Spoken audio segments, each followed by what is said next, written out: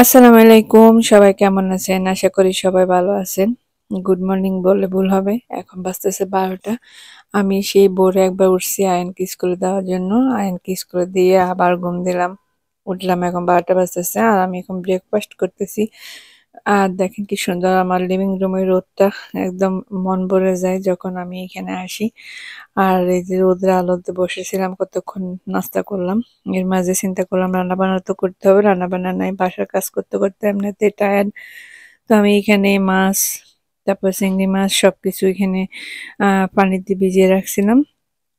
রান্নার প্রিপারেশন চলতেছে, এর মাঝে আমার শাশুড়ি পেঁয়াজ টেয়াজ কেটে একদম আমার জন্য সবকিছু রেডি করে রাখছে। আমি এখানে যে এই যে কই মাছগুলো আপনারা অনেক বেশি পছন্দ করছেন, আমি দেখিয়েছিলাম এই কই মাছগুলো আমি সবসময় আনি, একদমই গন্ধ নেই। তো আমার মোটামুটি সবগুলো ভাজা হয়ে গেছিল, 3টা ছিল, এগুলো নিলাম।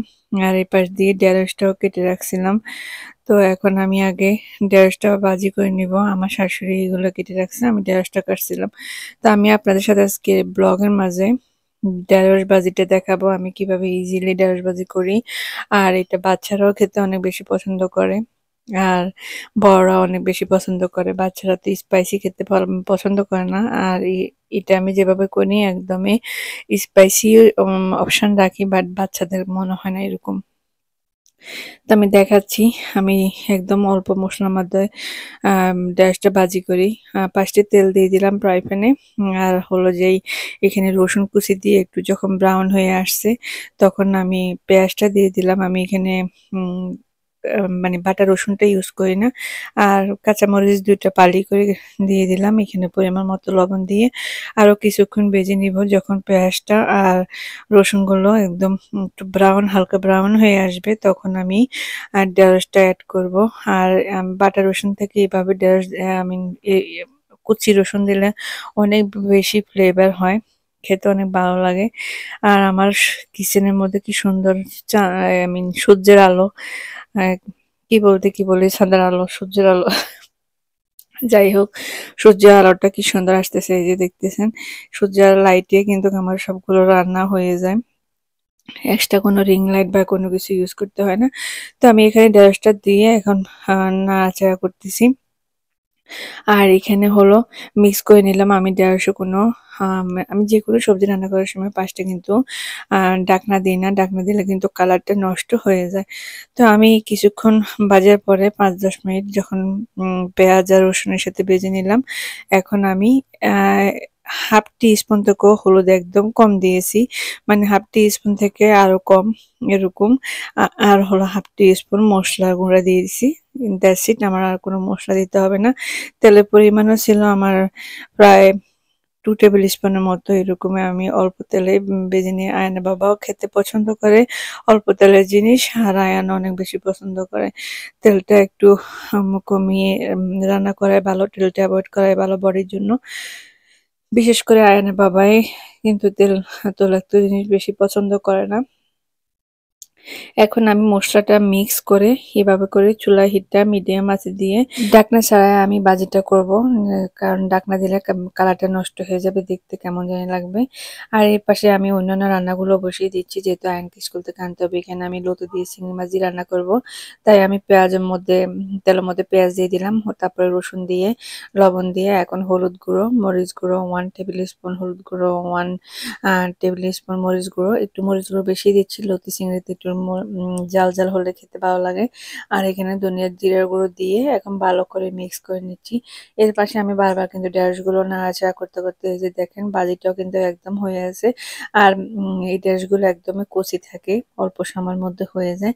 আমি উপরে একটু ধনিয়া পাতা দিয়ে দিলাম, বেশি ধনিয়া পাতা দিই না, আমি যে কোনো তরকারিতে যা শুধু ফ্লেভারের জন্য অল্প অল্প ধনিয়া পাতা ইউজ করি। দেখতেও সুন্দর লাগে, খেতেও ভালো লাগে। এত ধনিয়া পাতা দিলে দেখা যায় যে কালার টালার একদম কেমন জানি হয়ে যায়। তো মোটামুটি আমার ঢেঁড়স ভাজি হয়ে গেছে, দেখেন কালারটা একদম কসকসে গ্রিন কালার আছে। যদি আমি ঢাকনা দিয়ে রান্না করতাম তাহলে মনে হচ্ছে যে মানে এটা কেমন জানি গ্রিন কালার থেকে একটু সাদা সাদা হয়ে যেত। তাই আমি একটু মানে ব্রাউন ব্রাউন করতেছি। আয়না বাবা এরকম টাইপের ঢেঁড়স ভাজি পছন্দ করে, আপনারা চাইলে একদমই যখন নরম হয়ে যাবে তখনই নামিয়ে ফেলতে পারেন। আর এভাবে করে দেখেন, অনেক মজা ঢেঁড়স ভাজি, খেতে খুব ভালো লাগে। বাচ্চারা অনেক বেশি পছন্দ। এর মাঝে আমার মশলাগুলো কষানো হয়ে গেছে। আর এখন আমি দিয়ে যাচ্ছি চিংড়ি মাছগুলো। আর এই চিংড়িগুলো হলো ছোট ছোট ট্রে চিংড়িগুলো। এগুলো দেখতে অনেক ভালো দেখা গেছে। আর করতেও কিন্তু অনেক সুন্দর ছিল। তো এখন আমি ওই চিংড়িটাও কষিয়ে নিচ্ছি। তারপরে আমি লতিটা অ্যাড করবো, প্যাকেটের লতি। আর যে লতিগুলো আমি আজকে রান্না করবো এগুলো একদম দেশের, গ্রামে যেরকম চিকন চিকন লতি পাওয়া যায় ওই লতিগুলোই। আর এই দিদি হলো আয়ানা বাবার জন্য আমি 3 পিস মাছ দিয়ে ফুলকপি রান্না করবো, যদিও উনি মাছ খায় না। আমি জাস্ট শুধু মাছ দিয়ে তরকারিটা টেস্ট আনার জন্য তারপরে হলো মাছগুলো উঠিয়ে ফেলি, কারণ আয়ানা বাবা কোনো রকমের কোনো ধরনের মাছে খায় না। জাস্ট আমি রান্না করি খুব সেফটিতে, আয়ানা বাবার জন্য রান্না করতে হয়। এই দিদি হলো আমি কই মাছটাও বাজে বসিয়ে দিছি। মোটামুটি আমি খুব তাড়াহুড়া করে সবকিছু রান্না করতেছি, কারণ আয়ান আসার আগে আমি চাচ্ছি যে সবগুলো রান্না যেন শেষ হয়ে যায়। তো এই যে আমি লতিগুলো প্যাকেট কেটে এখন আমি গরম পানিতে এগুলো ভিজিয়ে রাখতেছি। মাছগুলো কষানো হয়ে গেলে আমি লতিগুলো দিয়ে দিবা। দেখছেন খুব চিকন চিকন। আমি মোটা লতি হলে কিন্তু, হাইব্রিড এগুলো লতি আছে অনেক মোটা, খেতে ভালো লাগে না। তো আমি এই ধরনের লতিগুলো নিয়ে আসি। আর ওই দিদি হলো পালং শাক বা শাক ভাজি করবো, পালং স্প্যানিশ শাক আর কি, আমাদের দেশে পালং শাক আর কি। তো আমি সেই শাকটাই ভাজি করব। আর এদিক দিয়ে কই মাছটাও একদম মুসমুসে করা হওয়ার জন্য আমি বারবারই উলটপালট করে দিচ্ছি। তো আমার এদিক দিয়ে হলো লতিগুলো ভেজা হয়ে গেছে, তারপরে এগুলো ধুয়ে সুন্দর করে পরিষ্কার করে নিলাম। এখন চিংড়ি মাছ কষানো হয়ে গেছে, লতিটা দিয়ে দিলাম। এখন আস্তে আস্তে, লতিটা তো কিন্তু আমি ঢাকনা দিব না, আস্তে আস্তে করে চিংড়ি আর লতিটা একটু ভাজে নিলাম মশলার সাথে। তারপরে আমি পানি অ্যাড করে দিয়ে যাব পরিমাণ মতো, যা শুধু আমার শাশুড়ি দেখবে। আর এদিক দিয়ে হলো কই মাছটা ভাজা হয়ে গেছে, তারপর আমি চুলাটা একদম কমিয়ে দিয়ে গেছি আর মুসমুসে হওয়ার জন্য। নামাজটা শেষ করলাম, এখন আয়নকে স্কুল থেকে আনতে যাচ্ছি। আর এর মাঝে বলছি মাকে দেখার জন্য, বাকিগুলো আমি আসলে করব। আর এখন স্কুলে চলে আসছি। এই জিনিসটা দেখাচ্ছি, দুইটা কিউট দুইটা বেবি। আমাদের বাচ্চা, দেশে বাচ্চাগুলো হাঁটতে গেলে 100 বার পড়ে। বিশেষ করে আমার ছেলের কথা আমি বলতেছি, এখন এত বড় হয়েছে শুধু পড়ে। আর এগুলো দেখেন কি এক্সপার্ট, কি দৌড়ে দৌড়ে।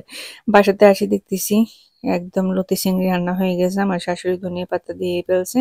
আর কালারটা দেখেন কি সুন্দর হয়েছে, খেতে খুবই মজা, বিশ্বাস করেন এরকম লতি।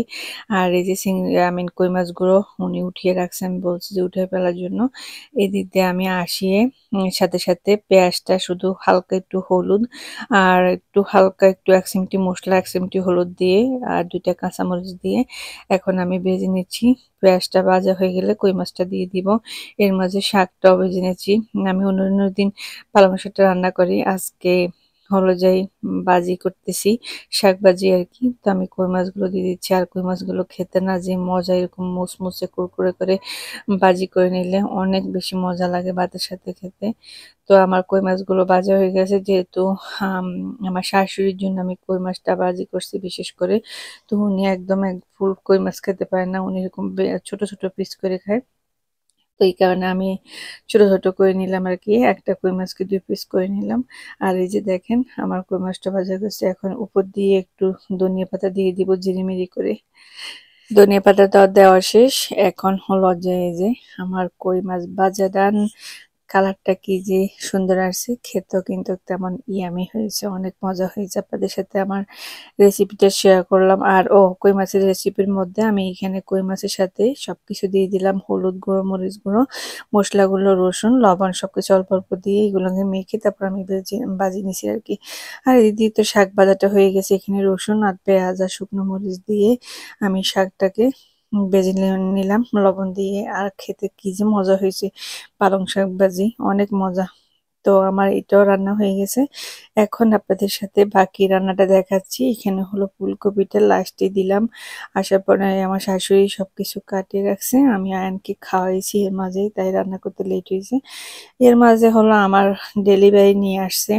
আমার আউটার রুমে ফার্নিচার সেট আপ করতেছি, তো সে কারণে এই দিদি লোকদেরকেও দেখতেছি, আবার রান্নাটাও শেষ করে নিলাম। আমার রান্না কমপ্লিট। আর হলো যে ডেলিভারি লোকরা চলে গেল, এদিক দিয়ে হলো আমি রুমটাকে সেট আপ করে পড়লাম। আমার বাসাতে কদিন আগে দেখিয়েছিলাম কিছু টুকিটাকি কাজ করতেছিলাম, মোটামুটি এখন বাসা একদম কমপ্লিট ডান। এখানে 2টা বেড দিয়েছিলাম, কেমন হলো অবশ্যই কমেন্ট করে জানাবেন। যদি ভালো লাগে আমার পেজটি ফলো করে দিবেন। আর আমার রান্নার রেসিপিগুলো কেমন লাগছে অবশ্যই কমেন্ট করে জানাবেন। আল্লাহ হাফেজ।